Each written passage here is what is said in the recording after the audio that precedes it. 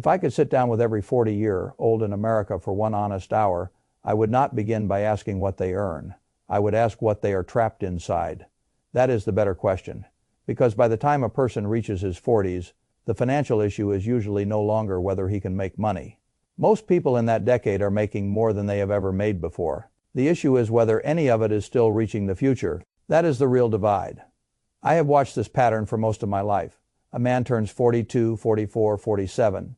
His income is better than it was at 30. His title sounds more respectable. His house is nicer. His children are older.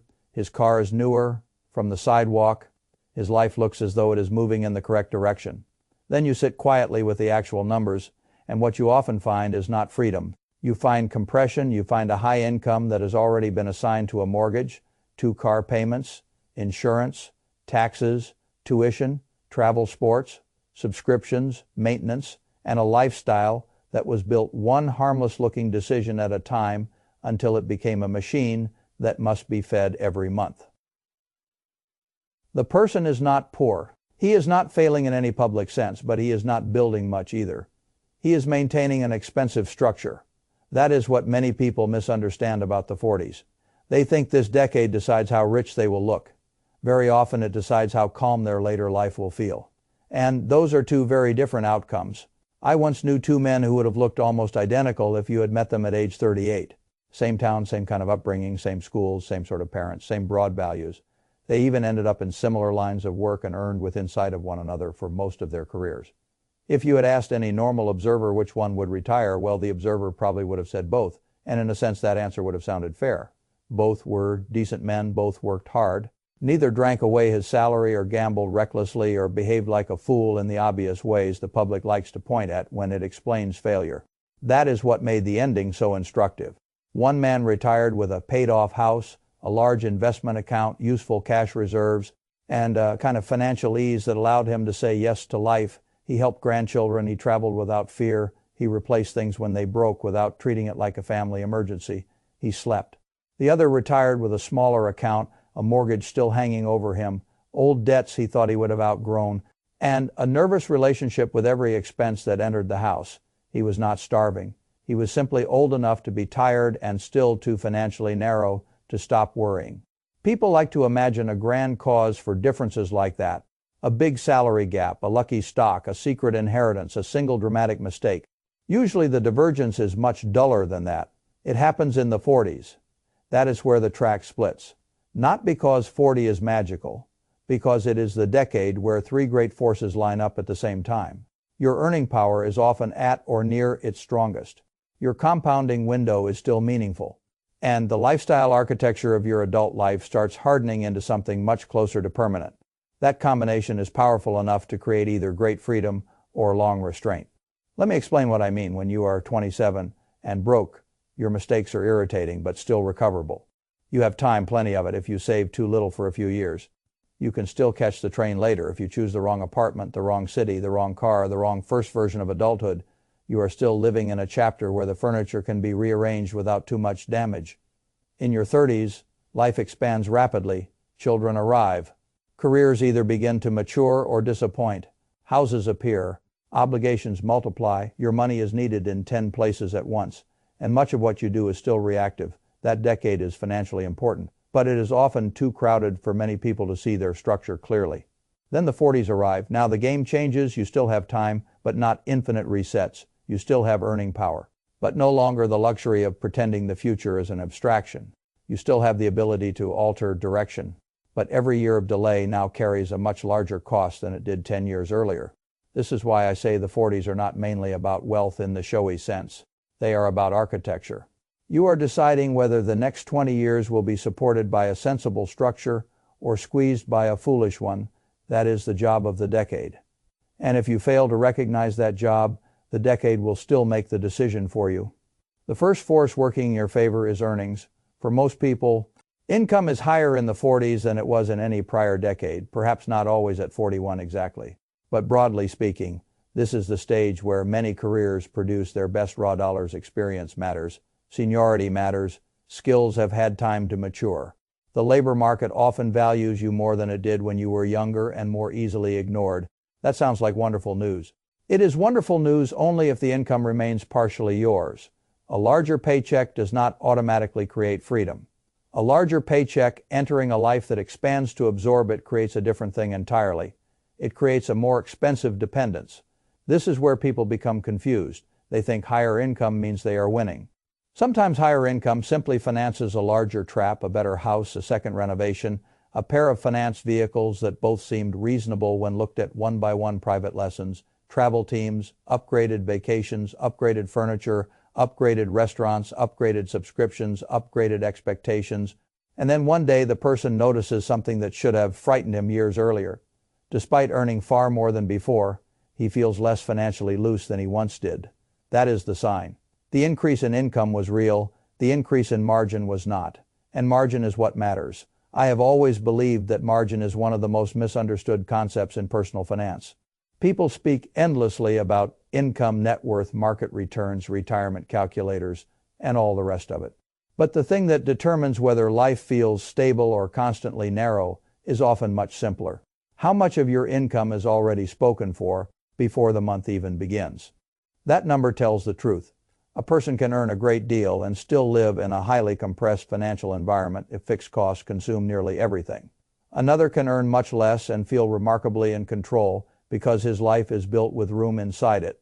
That room is not luxury. It is financial oxygen. Without it, every unexpected expense becomes an event. With it, problems stay problems instead of becoming personal crises. And the 40s are the decade where people either create that room or quietly eliminate it. The second force is compounding time. This one is merciless. At 40, money still has enough runway to become something large. At 50, it still matters, but less. At 55, it matters. But now the burden falls more heavily on contribution than on time. That is why the 40s are so valuable. They are the last decade where meaningful annual savings can still recruit enough time to do extraordinary work.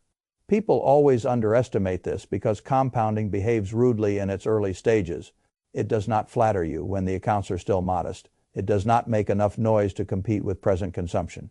It asks for discipline and then rewards you later, which is not a very popular arrangement in a society organized around immediate emotional feedback. But the math does not care what is popular. $1 invested at 40 has a very different future than $1 invested at 50. That difference is not philosophical. It is arithmetic. And once the 40s are gone, they do not come back. A person can invest more aggressively later.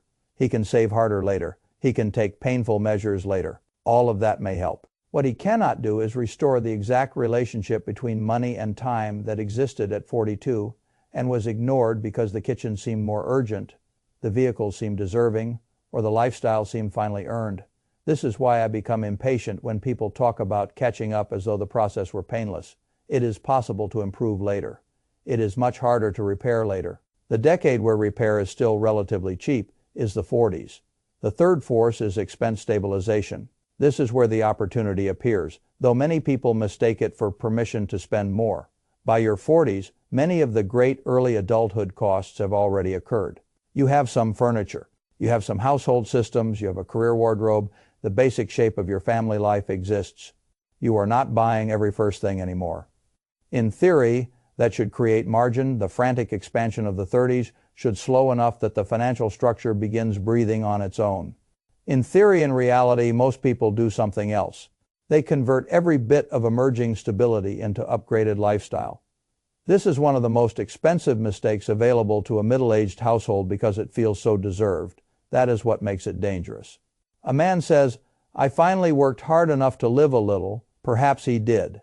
But if living a little means adding permanent fixed costs in a decade where compounding still matters and retirement is no longer a remote abstraction, he may not be buying comfort. He may be buying future tension. That is why the 40s are so decisive. They sit at the point where money is strongest, time is still useful, and expenses could begin stabilizing. If the person captures that alignment, he builds real wealth. If he misses it, the next 20 years become much steeper. Let me say this plainly. The 40s are not when most people become poor. They are when many people lock in the future shape of their limitations. That is the more accurate danger. A family does not usually destroy itself by one outrageous act. It does so by making a series of decisions that all sound reasonable in isolation, and then discovering far too late that the combined structure left no room for the future. This is why housing matters so much. Housing is almost always the biggest lever in a household financial life. People love to discuss groceries, coffee, subscriptions, and tiny symbolic discipline because those things feel manageable and moral. Housing is larger, slower, and more emotionally tangled. That makes people reluctant to examine it honestly. But the numbers do not care about reluctance. An oversized housing decision in your 40s can cost you more future freedom than almost any other single recurring commitment. Suppose a family upgrades from a decent home to a much larger one because their income now allows it, and because all the social proof around them says they should. The new payment is higher, of course, but not impossibly higher. The taxes are higher. The insurance is higher. The repairs are higher. The furnishing costs are higher. The utility costs are higher. The expectation level of life around the home rises too, though nobody enters that part into the spreadsheet. Each category by itself appears tolerable. Together they create a machine that eats future investing capacity month after month. That is what people do not price correctly. They think they are choosing a better home. Often they are choosing a lower future account balance, a later retirement date, and a more fragile reaction to every job shock, repair bill, or educational expense that follows. I am not anti-house. I am anti-unexamined housing math. A home can be a beautiful thing. It can also be one of the most expensive emotional purchases a family ever disguises as prudence. The same is true of cars, though people like to pretend otherwise. Cars are where middle-class Americans often convert earnings into depreciation with a smile on their face. They tell themselves the payment is manageable. That may be true. The more relevant question is what the payment displaces. A new vehicle is rarely just a new vehicle. It is a monthly claim on the future. It competes with index fund contributions, emergency reserves, and flexibility. Multiply that by 2 vehicles. Then stretch the loans long enough, and you have something even more dangerous than a large payment. You have normalization. The household stops seeing the payment as a decision. It starts seeing it as life. That is when financial damage becomes durable. An older, reliable, paid-for vehicle does not impress the neighbors much. Neither does a $700 monthly contribution into a retirement account. That is part of the problem. One is visible, one is invisible. Human beings are very vulnerable to choosing the visible reward over the invisible future. The 40s punish that instinct. The same thing happens with children, and spending that is emotionally easier to justify because it is wrapped in love. I understand that temptation completely. A parent wants to help. A parent wants the child to have every chance. A parent does not want to be the obstacle. That is all very human. It can also be financially ruinous when the parent starts borrowing against his own later life to create a version of opportunity for the child that could have been achieved more cheaply with better judgment. The world has done a poor job teaching parents the arithmetic of college and status. It tells them that sacrifice proves love. Sometimes sacrifice proves only confusion. A child has decades to earn. A parent in his 40s and 50s does not have decades to repair a retirement structure he gutted in the name of being generous. This is where a great many households drift into long-term weakness while telling themselves they are doing the honorable thing. I do not disrespect love. I do believe love should be accompanied by arithmetic. The child can borrow some, the child can work some, the child can choose the state school, the scholarship path, the less prestigious option that does not require parents to become old and anxious in order to fund youthful image. That is not cruelty. It is sanity. Again, the 40s are when these choices matter most because the runway behind you is longer than the runway ahead. Then there is career risk. This is another place where middle age quietly determines the future, not because opportunity disappears after 40, but because the quality of opportunity changes and the willingness to move usually declines. A person in his 40s is often more valuable in the market than he was a decade earlier. He knows more, he can handle more. He has seen enough to be useful, and he still has enough productive years left to make a move matter greatly. Yet this is also the decade when many people become psychologically conservative in the wrong way. They accept underpayment because the known misery feels safer than the unknown possibility. They stay in workplaces that are using them badly because the mortgage is high and the fixed costs are inflexible. They avoid opportunities that require a short-term disruption because they have built a life structure that cannot tolerate a few months of uncertainty. This is where margin becomes life-changing. The household with reserves and low enough fixed obligations can take the better offer, start the better project, learn the more valuable skill, and endure a transition without panic. The household with no margin cannot. It confuses caution with entrapment because the circumstances force it to. That is why I say your 40s do not mainly decide how rich you look. They decide how many options later versions of you will inherit. And options are one of the finest forms of wealth there is. Wealth is not only an account balance. It is the ability to say no. It is the ability to wait. It is the ability to choose. It is the ability to let a bad offer pass. It is the ability to sleep while other people are still bargaining with necessity. You build that in your 40s or you do not. Let me give you a simpler picture. Imagine two couples at 41. The first couple looks successful in every visible way. Nice house, good district, 2 good cars, vacations that photograph well, children in paid activities, everyone around them approving silently of what their life appears to say. Their income is healthy. Their checking account is never empty for long because the paychecks are decent. But under the surface, almost everything is committed. Mortgage, cars, insurance, school expenses, travel, memberships, upkeep. They do not feel rich. They feel one large repair away from irritation, one job loss away from fear, one child tuition shock away from real stress. The second couple looks somewhat less triumphant from the outside. The house is fine but not oversized. The cars are older. The vacations are chosen more carefully. The children do not get every premium version of every activity. But 20 or 30% of income remains uncommitted. They save aggressively. They invest automatically. They are not glamorous. They are building. Which couple is actually wealthier? The public usually chooses the wrong one. That is because the public keeps confusing consumption with success. Success is not the life that requires the highest monthly maintenance. Success is the life that gives the future version of you the most room to breathe. This is why the psychology of scarcity matters so much. A person under financial compression thinks differently. The mind narrows, attention tunnels toward the next bill, the next repair, the next due date. This is not just a poetic statement. Scarcity changes cognition. When resources feel tight, the mind becomes more reactive, more present, focused, less able to make decisions from calm distance. That means the person living with no margin is not only under financial strain, he is under mental strain. He is more likely to choose short-term relief over long-term gain because his brain is being trained by urgency. This is one reason I have so much respect for emergency reserves. The return on an emergency fund is not mainly the interest. The return is cognitive freedom. A household with real reserves and low enough fixed obligations is not merely safer on paper. It thinks differently. It notices opportunities. It negotiates differently. It sleeps differently. It is harder to bully. It is harder to rush. It is harder to shame into bad decisions. That is a profound advantage. And again, your 40s are the decade where building that cushion still changes the ending dramatically.